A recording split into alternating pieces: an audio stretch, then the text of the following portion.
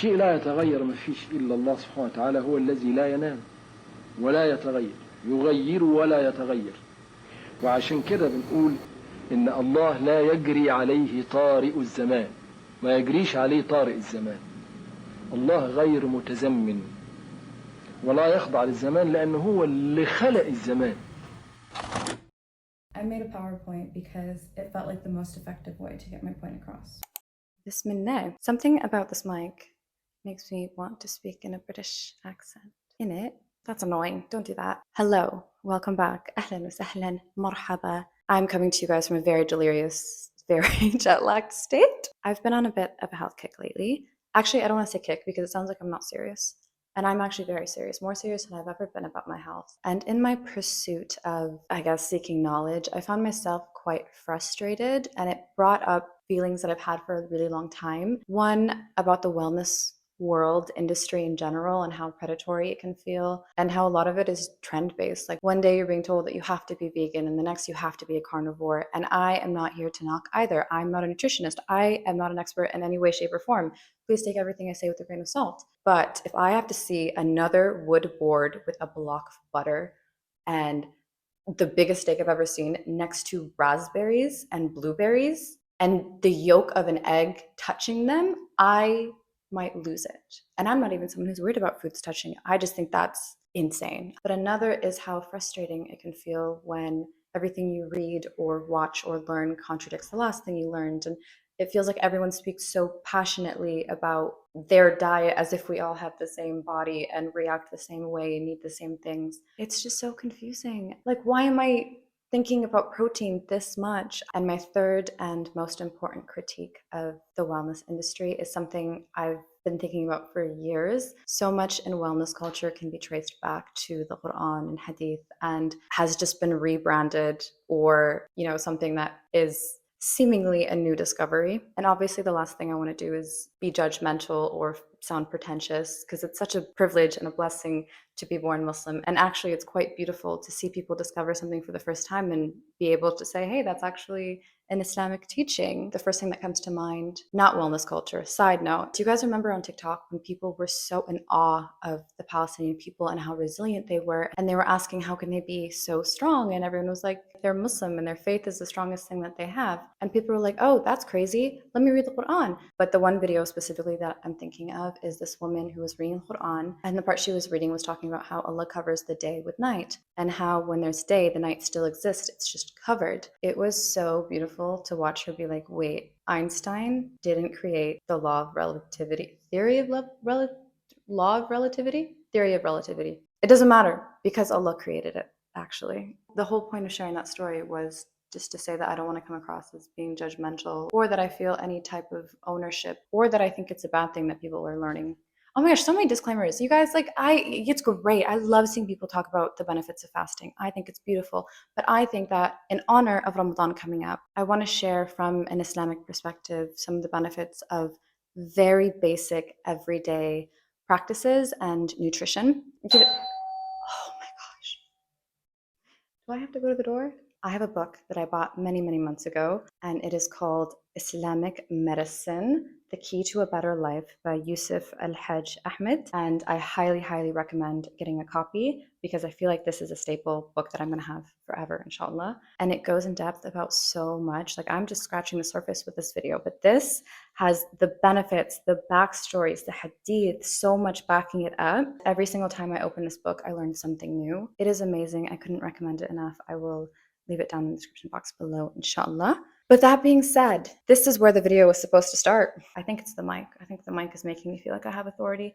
And now I get it. It's too much power. I have too much power with this mic. Imagine if I was actually a lecturer. I feel like people would feel like I'm holding them hostage. Which, speaking of, I'm so sorry. I am starting a new Quran and Arabic classes just in time for Ramadan with a program called Faseeha. And I haven't started yet, but I'm so, so excited because the program seems amazing. I'll keep you guys updated. MashaAllah, they've built something so beautiful. The backstory is so beautiful. I will leave it down in the description box below. But like I said, I haven't started yet. I will keep you guys posted.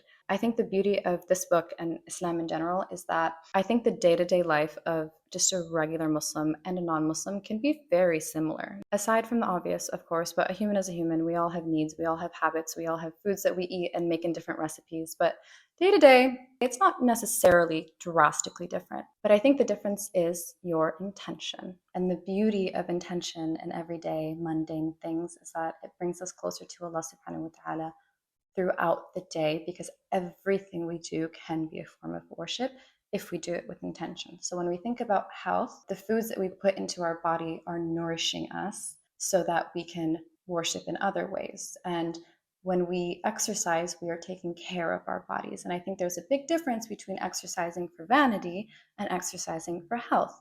Is it wrong to exercise for vanity? No. But exercising with the intention of taking care of our health is an act of worship. Our intentions for the things and decisions that we make when we're awake or about to sleep are the things that separate a Muslim from a non-Muslim. Do nothing without intention.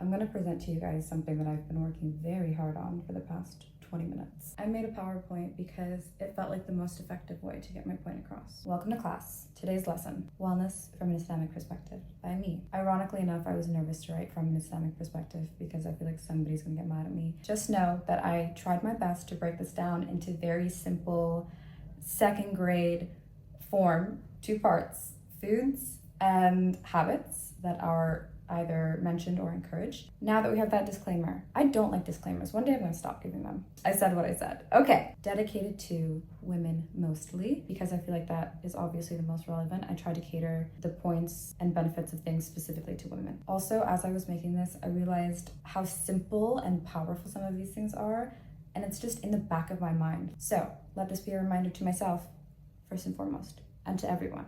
Yalla, bismillah. Part 1, food. Dates, classic, one of my favorite things. Balances hormones, provides natural unprocessed sugars that don't spike cortisol, reducing stress and fatigue. Prevents iron deficiency, high in iron, which is essential for women prone to anemia, especially during menstruation, pregnancy, and postpartum. Rich in fiber, so have it in the morning.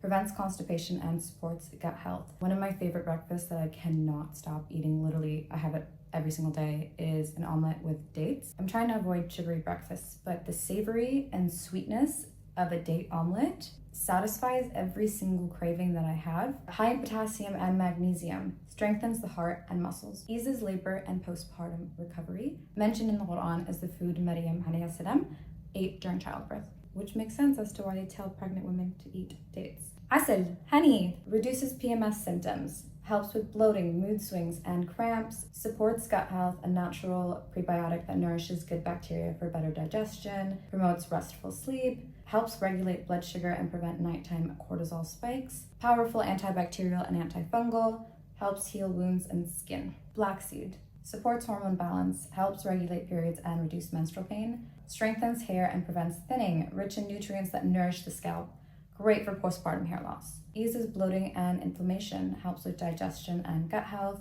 improves respiratory health, helps with asthma and congestion, enhances memory and brain function. I need that. Next, we have vinegar. Aids weight management, supports metabolism and stabilizes blood sugar, regulates hormones, prevents insulin spikes, which can disrupt estrogen balance, improves digestion and reduces bloating, increases stomach acid for better nutrient absorption, cleanses the liver, detoxifies the body. Olive oil, zayt zaytun, once again, supports hormonal health, provides healthy fats for balanced estrogen levels, enhances fertility, rich in monosaturated fats that support reproductive health, protects the heart, lowers bad cortisol and inflammation, nourishes skin and hair, sunnah to apply topically, rich in antioxidants, fights aging and cell damage, prevents dry skin and wrinkles, packed with antioxidants and vitamin E. Figs, one of the elite fruits, naturally supports estrogen levels, helps regulate menstrual cycles, rich in calcium, strengthens bones, boosts skin health, rich in antioxidants that keep skin youthful,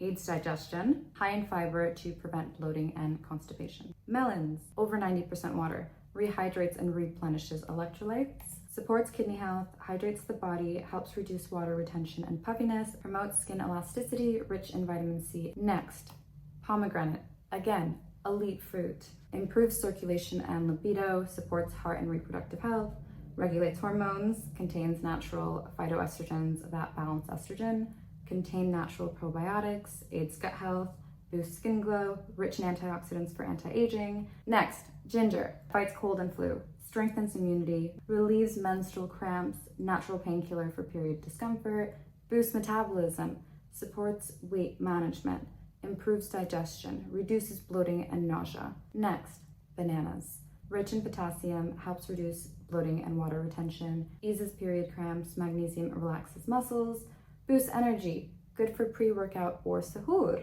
Oh, those are all the foods. Again, some of those foods and facts are so simple that we overlook them a lot and we forget, especially me when I'm on my period and the first thing I think to do is to reach for painkillers. Actually, that's a lie. I for some reason prefer to struggle. Okay, next, moving on. Part 2, healthy habits. Wow, how relevant fasting. There are a bajillion more benefits, but we kept it simple. Balances blood sugar and insulin resistance, helps with PCOS, reduces inflammation and bloating, gives the gut a break, encourages fat loss without muscle loss, which is a big one because I just saw something about how women over 30, not that I'm 30 yet, but women over 30 should try to focus on strength training and gaining or maintaining muscle because you lose quite a bit. Supports metabolic flexibility, sunnah fasts, which is Monday and Thursday, for hormonal balance. Next, the rule of thirds. While you are sitting down to eat, think 1/3 food, 1/3 water, 1/3 air, which means we eat in moderation, not until we are full. I would like to add to this that I personally am trying to stop drinking while I eat and either try to drink as much water as I can before a meal or I wait till after because it's not actually good to eat and drink at the same time. Prevents bloating and digestive issues. Women are more prone to IBS and gut issues. Bonus, something I'm trying to do, eat and drink sitting down. Balances metabolism. Overeating leads to insulin spikes and hormonal imbalances. Supports mindful eating. Prevents emotional eating and stress cravings. Next, hot girl walks. Regulates blood sugar and prevents insulin resistance. Crucial for PCOS and hormone balance. Supports digestion. Walking after meals prevents bloating. Boosts mood and mental clarity. Helps reduce anxiety and stress. I can attest to this. Next, a nap. Balances cortisol and stress hormones. Helps prevent burnout. Boosts energy levels. Specifically important for women with low iron, like me. Supports mental clarity and productivity. Helps manage mood swings. The sweet spot is to take a 10 to 30 minute nap before the Lord for an energy boost. Keep them short to avoid grogginess. The last and final habit, that is sunnah, smiling. Why? Sadaqah, it is a charity. It boosts your mood and mental health. Literally do it right now. Like literally sit in your room wherever you are and just smile. You instantly feel better. Why? It releases serotonin and dopamine and reduces stress and tension. That is the end. I hope you enjoyed today's review/lesson. There is much more that I could add to this, but this is what I chose to add. If you would like to go deeper into things that I've mentioned or did not mention, I highly recommend getting that Islamic Medicine book because it's great. Speaking of napping, I feel like I'm past the point of too tired. I'm just a zombie. I'll pray the Lord, I'll clean a bit, and then try to nap so I can wake up again. I don't know. I'll figure it out. It's my problem. Thank you so much. We got a package. Shall we open it?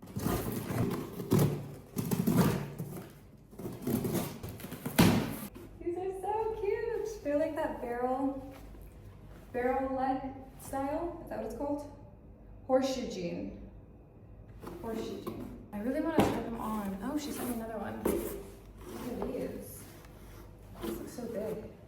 Can I be bothered to try these on right now? Like, I really want to, but I don't know which desire is greater. The desire to stay in sweatpants or the desire to try on my new jeans. Okay, that's my sign to take a nap. I'm so sleepy. Yalla, good night.